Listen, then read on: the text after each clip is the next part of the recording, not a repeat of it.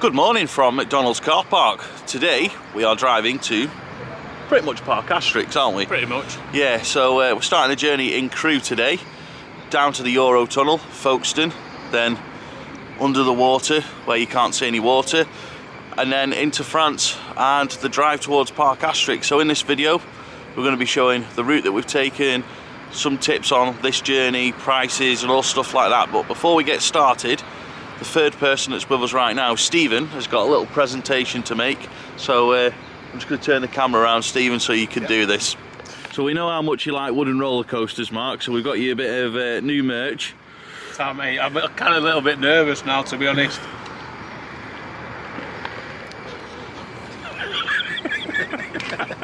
Definitely not the best woody in the country.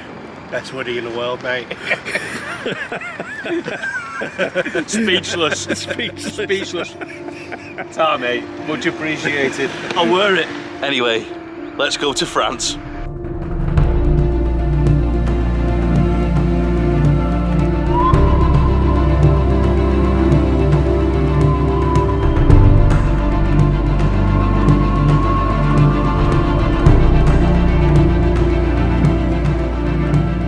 How's the journey going, Stephen? It's going good. We have avoided the M1 and decided to go down the M40. Good.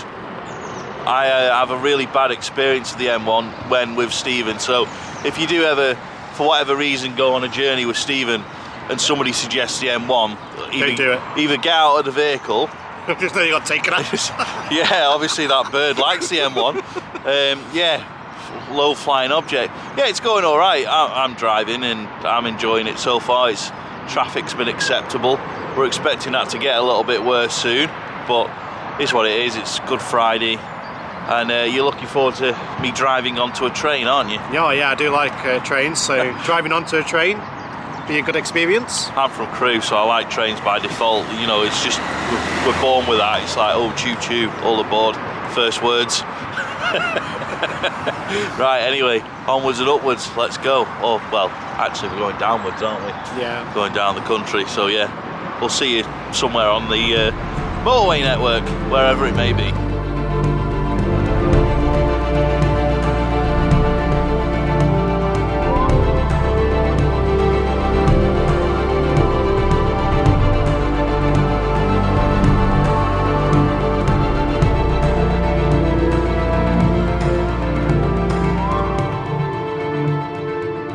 You stand to film this video, the sun is just in our eyes, isn't it? Oh yeah, it's pretty bad today. So we're at the Eurotunnel now, Le Shuttle, as it's called, Eurotunnel Le Shuttle.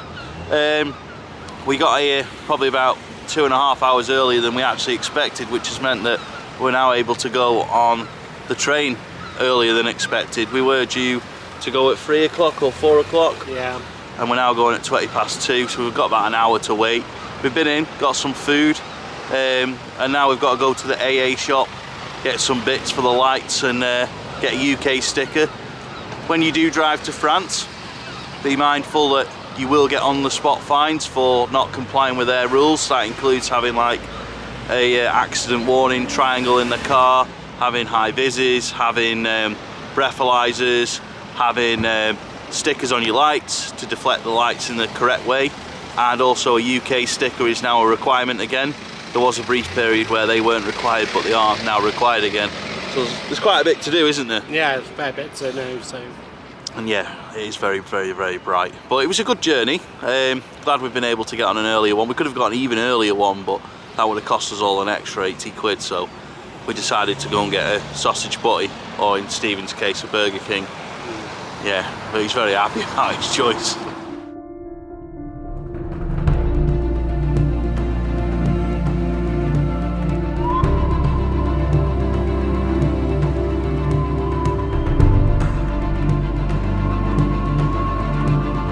Identifies that this vehicle originated from the United Kingdom. Didn't actually, it's from France. I was going to say. It's going home.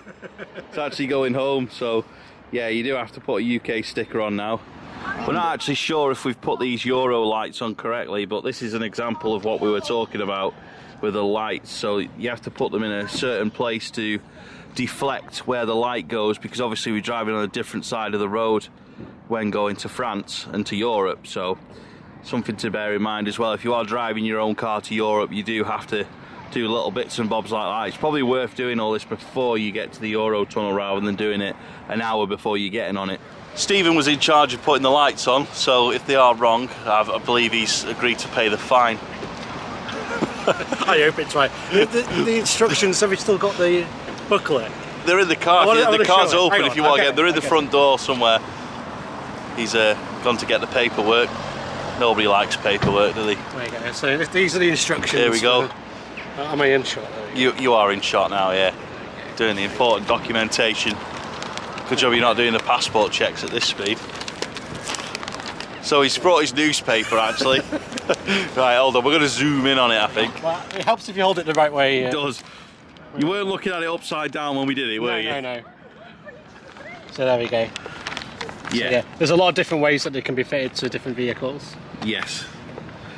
So it's got a big list, hasn't it, of cars which are and aren't included in these lights.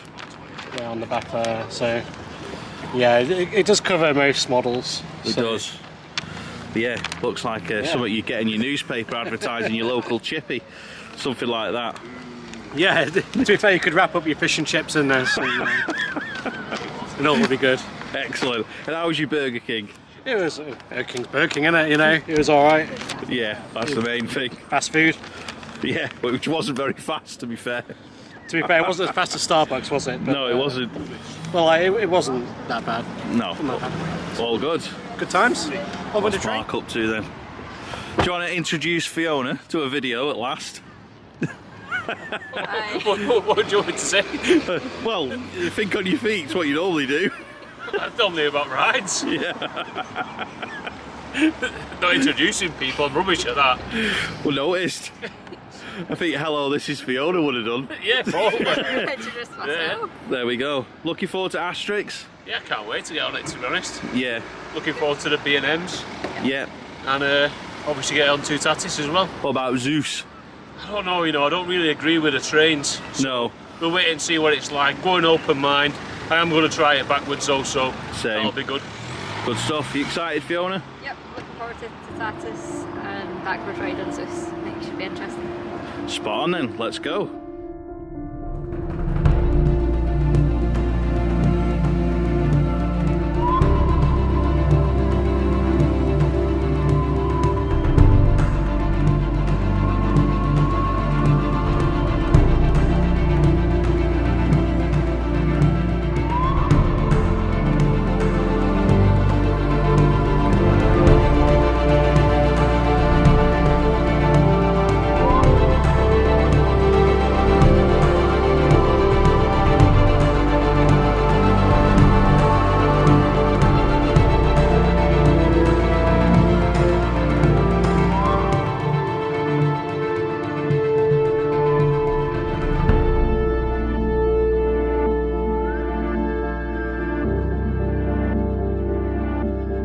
Your handbrake is on and that your vehicle is in first gear or park. For your safety and comfort, we recommend that you stay with your vehicle. Do not stand or walk between the vehicles during the crossing.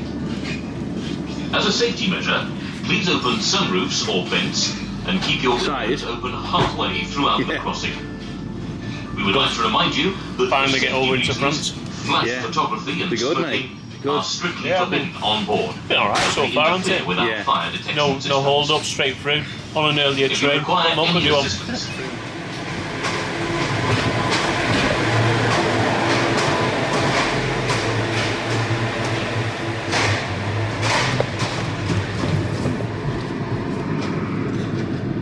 Just feels a bit fast and furious-ish, doesn't it, coming out and seeing like a platform. But you want to jump it. Like, put the ramp there, we'll go over it. Ah yeah, back on the other side of the road for the second time this week. Have you done a lot of driving in Europe then? Yeah. You're in good hands then. I don't know about that. It's not the same as. I'll try my best. It's just not the same as like America, is it? Like No. Well, the roads are not as good and not as new. especially not when you're in your own car. Yeah. It's a little bit odd. Yeah, because you're on kind of on the wrong side, aren't you? Yeah. I'd be really stressed. Like, I probably wouldn't let you film doing what I'm doing now if I was driving. I'd be like, hey.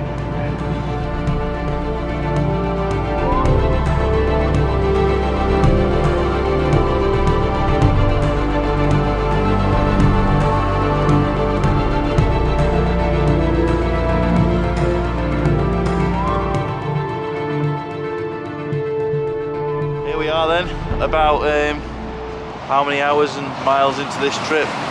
We've only got like an hour left anyway. What I will say is it's bloody cold. It is. It was absolutely roasting at the Eurotunnel terminal. Nearly went and got me shorts on and everything. But now, it's like Blackpool on opening weekend, it's bloody freezing. It is cold, very cold. That's why the odds up baldies can't handle this weather, can we? All the hat's coming on in a minute. Yeah, we're about 40 minutes away now from the hotel. Journey's going really well.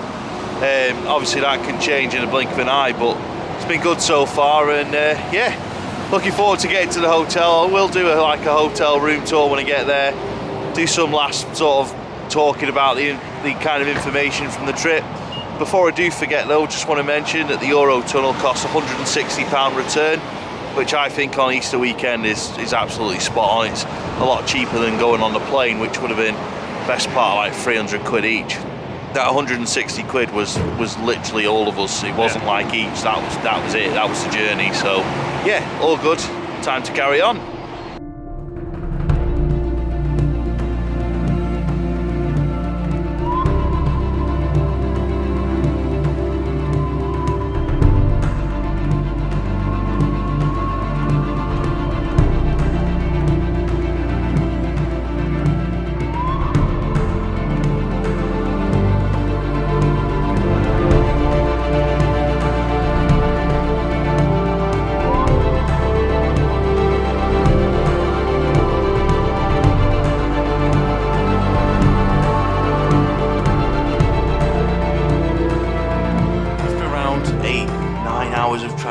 Something like that. We've arrived at our hotel in Paris, or just outside of Paris, at the Hotel in Paris Charles de Gaulle Airport Hotel.